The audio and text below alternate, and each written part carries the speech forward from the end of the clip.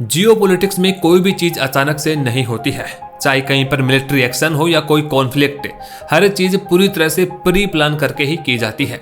Hamas ने Israel पर जो अटैक किया है उसकी टाइमिंग बड़ी इंपॉर्टेंट है।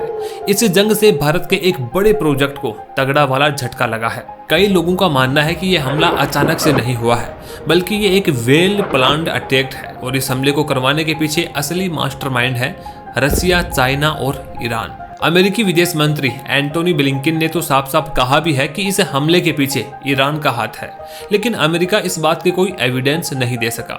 ईरान पर इसलिए भी शक गहरा जाता है क्योंकि हमास के अटैक के बाद ईरान की पार्लियामेंट में जश्न मनाया गया था। दोस्तों, इजराइल और फिलिस्तीन के बीच ये कोई पहली बार लड़ाई नहीं है। इसके पहले भी काफी लड़ाइयां हो चुकी हैं और शायद आगे भी कई सालों तक इस युद्ध का कोई परिणाम नहीं निकलने वाला है।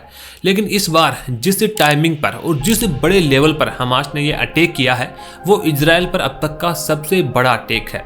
और हैरानी वाली बात है कि इजराइल को इसकी कानो कान खबर तक नहीं हुई। इजराइल के पास हमास की तुलना में काफी एडवांस वेपन मौजूद है। दुनिया की सबसे उन्नत मानी जाने वाली सीक्रेट सर्विस एजेंसी है। उसके पास एक आयरन डोम करके हथियार है जो किसी भी रॉकेट को हवा में ही खत्म कर सकता है। लेकिन हमास ने इजराइल के इस हथियार को भी चकमा दे दिया और 20 मिनट के अंदर 5000 रॉकेट्स दाग दिए। सोचने वाली बात यह है कि हमास के पास इजराइल को चकमा देने वाली टेक्नोलॉजी कहां से आई। यानी इससे साफ है कि किसी ने हमास को यह टेक्नोलॉजी प्रोवाइड करवाई थी।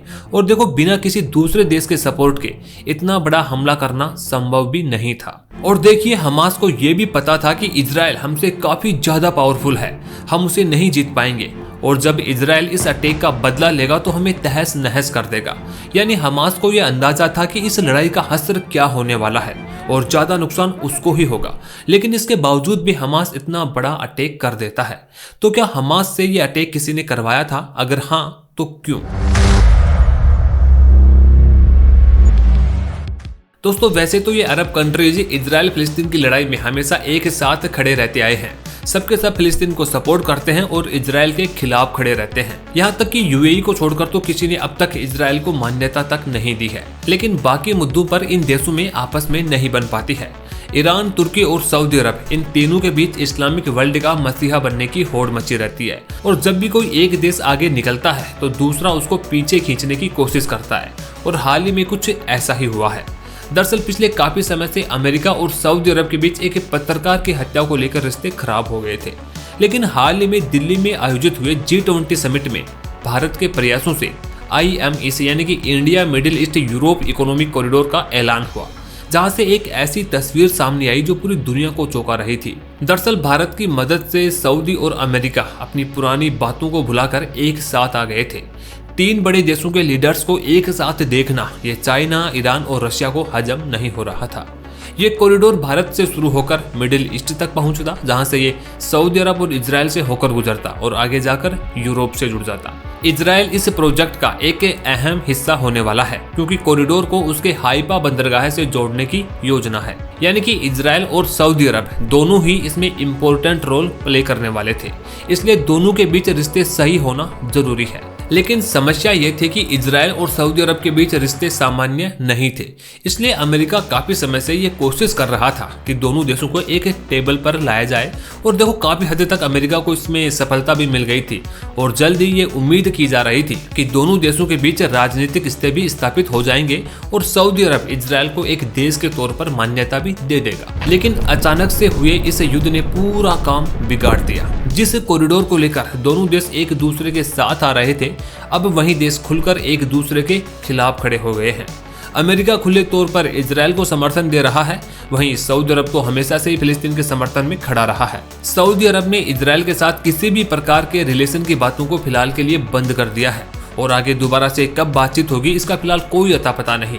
और तब तक के लिए IMEC कॉरिडोर भी ठंडे बस्ते में चला गया है। अगर यह कॉरिडोर बनता है तो इससे सऊदी अरब की इकोनॉमी को काफी फायदा पहुंचने वाला है। सऊदी अरब के पास पहले से ही बड़े बड़े तेल के भंडार हैं और इस कॉरिडोर से उसे और ज्यादा इकोनॉमिक पावर हासिल होती तो अरब के देशों में उसकी ज्यादा हैसियत बढ़ जाती।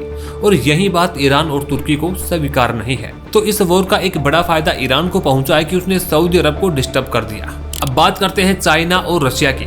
दोस्तों इस वॉर के पीछे इन दोनों की भी एक बड़ी जियोपॉलिटिकल जीत बताई जा रही है।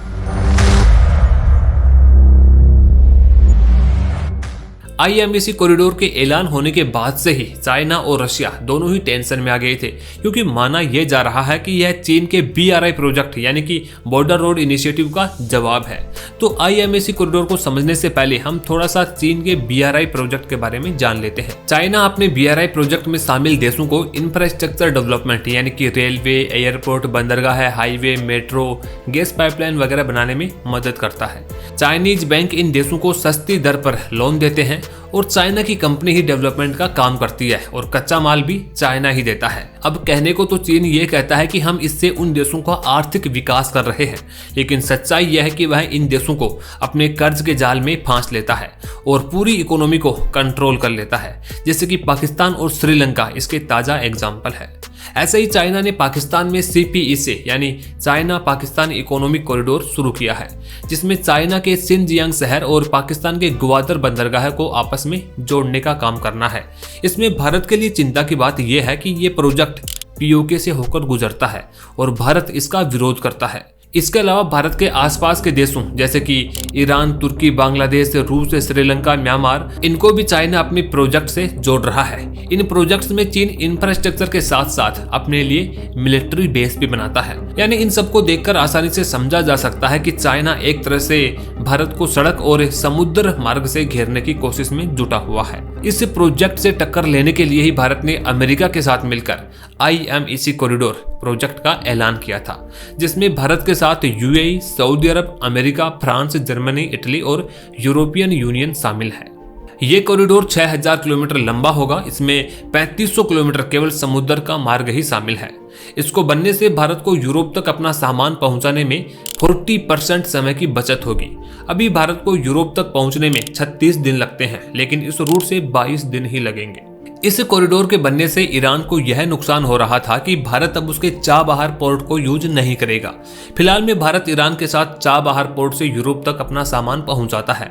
इससे ईरान के साथ साथ रशिया को भी फायदा पहुंचता है, लेकिन इस कॉरिडोर से शुरू होने के बाद ईरान की इंपॉर्टेंस कम हो जाती है और ईरान के बजाय सऊदी अरब की इंपॉर्टेंस ज्यादा बढ़ जाती है। ईरान के अलावा तुर्की ने भी भारत के इस कॉरिडोर का विरोध किया है और यहाँ तक कहा कि हमारे बिना इस क्षेत्र में कोई कॉरिडोर बनाना संभव ही नहीं है। इस कॉरिडोर का एक सबसे बड़ा नुकसान मिस्र को भी उठाना पड़ेगा, क्योंकि फिलहाल में एशिया और यूरोप के बीच सवेज नहर से होकर ही व्यापार होता है। दुनिया का टोटल 10% और तेल का 7% व्यापार इस नहर से होता है और इसको मिस्र कंट्रोल करता है। वहीं चाइना को यह डर लगने लगा था कि इससे BRI प्रोजेक्ट को चुनौती मिल सकती है। वहीं रूस को लगने लगा था कि इससे मिडिल ईस्ट में अमेरिका की ताकत बढ़ती जा रही है और भारत का झुकाव भी वेस्टर्न कंट्रीज की ओर हो रहा है। यही वजह है कि रशिया, चाइना और ईरान पर्दे के पीछे भारत और अमेरिका के खिलाफ एक होते जा रहे थे। वहीं सऊदी अरब और इजराइल के बीच रिश्ते नॉर्मलाइज हो जाते तो मिडिल ईस्ट में ईरान के दबदबे पर असर पड़ता। इसलिए तीनों ने मिलकर हमास को हेल्प करी और इजराइल पर हमला बोल दिया, ताकि IMEC प्रोजेक्ट बीच में ही अटक जाए। दोस्तों, ईरान, चाइना और रशिया की इस प्लानिंग के बारे में हम नहीं कह रहे, बल्कि अमेरिका भी यही अंदाजा लगा रहा है। अमेरिकन प्रेसिडेंट जो बाइडेन ने भी कहा कि India middle east Europe corridor के ऐलान की वजह से ही ये अटैक हुआ है। दोस्तों, IMEC कॉरिडोर के भविष्य की बात करें तो वो अभी संकट में फंसा पड़ा है। अगर भारत अपनी तरफ से ईस्टर्न पार्ट पर कुछ शुरुआत भी कर देता है, तब भी मिडिल ईस्ट में जाकर के ये प्रोजेक्ट अटक जाएगा। ये लड़ाई मिडिल ईस्ट की जियोपॉलिटिकल प्रायोरिटीज को बदल करके रख देगी। सऊदी अरब, UAE, इजराइल और वो सभी छोटे छोटे देश जहाँ से ये कॉरिडोर गुजरने वाला था, सबकी प्रायोरिटी बदल जाएगी और इसका असर इस प्रोजेक्ट के ब्लूप्रिंट पर साफ साफ दिखाई देगा। दोस्तों, क्या IMEC प्रोजेक्ट की वजह से ही हमास ने इजराइल पर यह अटैक किया है? अपने विचार जो भी हो हमें कमेंट बॉक्स में जरूर बताएं। वहीं अगर वीडियो अच्छी लगी तो इसे लाइक और शेयर जरूर करें। वहीं अगर चैनल पर पहली बार आए हो तो हमारे चैनल को सब्सक्राइब जरूर कर लें, ताकि ऐसी और इंटरेस्टिंग वीडियोज आपको जल्दी से जल्दी मिल सके।